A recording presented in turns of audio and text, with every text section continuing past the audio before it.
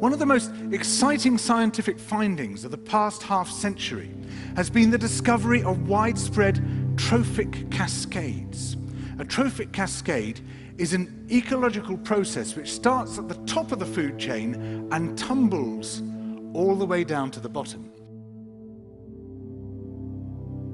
We all know that whales eat fish and krill, and some people, certain politicians in Japan for instance, have argued that killing whales is good for human beings, as it boosts the food available for us to eat.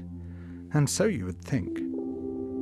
But as the great whales declined, so did the numbers of fish and krill. It seems counterintuitive. Surely their numbers would rise as their major predators disappeared.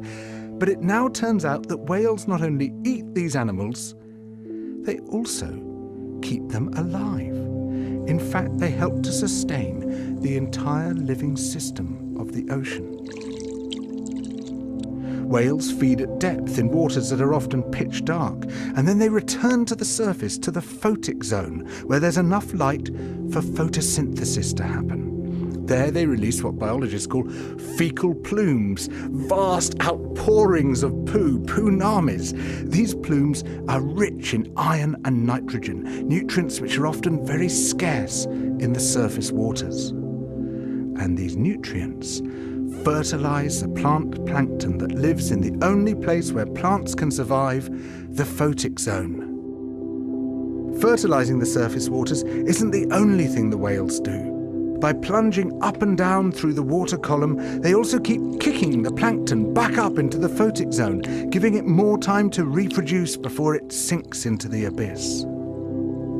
Even today, though whale populations have been greatly reduced, the vertical mixing of water caused by movements of animals up and down through the column of the oceans is astonishingly roughly the same as the amount of mixing caused by all the world's wind and waves and tides. More plant plankton means more animal plankton, on which the larger creatures then feed. In other words, more whales means more fish and krill.